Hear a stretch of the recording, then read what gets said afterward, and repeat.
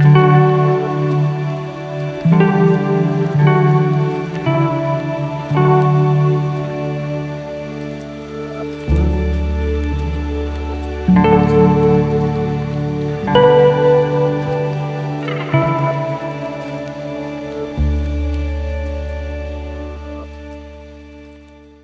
a while ago, I sold my Sony mirrorless camera and thought I'd just stick to my 6D Mark II for video. Reason being, I prefer Canon's ease of use, flip-out LCD, and overall reliability, even if that means I take a hit in video resolution. And I had been researching the EOS R as my second camera for a while now. It had actually been for a few months when I still had the Sony. I was really interested in the EOS R because all over my YouTube recommended was everyone saying how they switched from the Sony a7 III to the EOS R, or how the EOS R is surprisingly great, or whatever the case may be. Everyone on my YouTube recommended was talking about the EOS R. So in September, with the money I'd been saving up for my new job, I bought the EOS R secondhand on eBay. And let me just tell you guys that using this camera has been one of the most fascinating experiences with a camera since my first DSLR, the Canon T5i. And I really didn't think that from the 6D Mark II it would be such a huge upgrade. I was really only looking at the camera from face value and looking at the specs that everyone else talks about, like the 4K, the C-Log, the 1080p with the larger codec. But there are a lot of small things that add up to make it a huge upgrade from the 6D Mark II, and dare I say better than the 5D Mark IV. Things like the EVF, eye autofocus, the touch to drag autofocus points. The electronic viewfinder is extremely useful. Prior to what I thought about EVFs before using a mirrorless camera, the EVF is life-changing compared to an optical viewfinder on a DSLR. Being able to see your exposure change live, as if you're looking at live view, but it's on your viewfinder, it's game-changing. It's the difference in getting the shot exposed properly and not. It really is. A couple weekends ago, I shot my aunt's wedding, and there were so many times that I just picked up the EOS R instead of the 6D Mark II. And it's because it has those mirrorless, capabilities. And being so used to a DSLR for years, I really didn't think I'd be able to adapt, but I've adapted, and it came pretty fast. Within like a week of using it, I was used to it. It was second nature. So this EVF, coupled with the touch and drag autofocus points, it's insanity, you guys. It feels like you're cheating with autofocus because it nails it every single time. Whether you're using the touch and drag, whether you're using the eye autofocus, it nails it every time. And it seriously trips me out to this day because I'm like, is that in focus? And then I check and it is. I'm like, wow, I don't understand how that happened.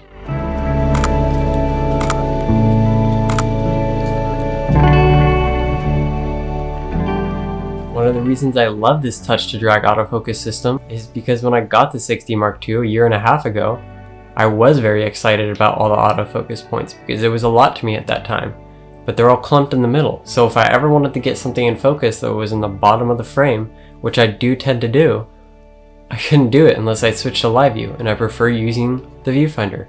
So using this viewfinder and just simply dragging with my finger down to that spot, it's a small thing, but it makes a huge difference in the convenience factor of using a camera and the usability of it. One thing I don't see too many YouTubers talk about on the EOS R, which makes sense because it's not a new feature by any means in terms of like every other camera manufacturer, but it's focus peaking. Not only in video is it useful, and not only in video is the focus guide useful, but in photography it's extremely useful. This focus peaking feature is seriously game changing. When I shot my aunt's wedding a couple weekends ago, they were doing their first dance and they were moving pretty quickly, as you can expect because it's a dance.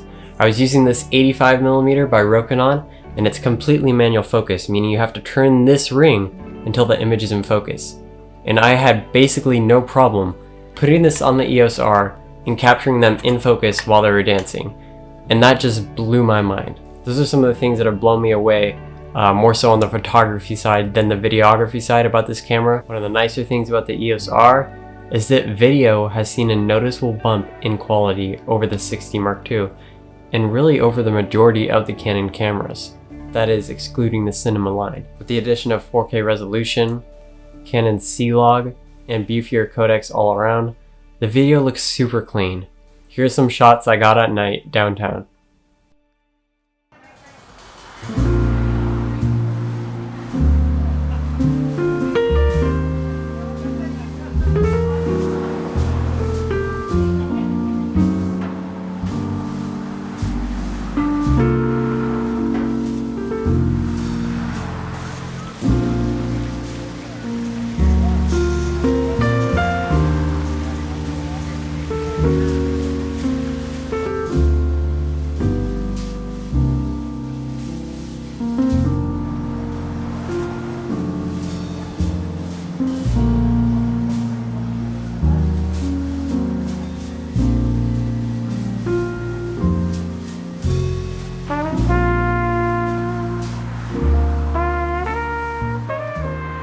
lot of people complain about the 4K crop, and while it can be very inconvenient at times, the 1080p looks super nice and does carry a lot of detail. The high ISO performance does do pretty well, and I haven't seen any noticeable difference from my 6D Mark II to this camera or a lot of other cameras, and I feel like that's just because high ISO performance is something that's pretty well mastered these days. You're not going to go wrong when you buy any expensive full frame camera and use the high ISOs. They're all going to look fairly nice.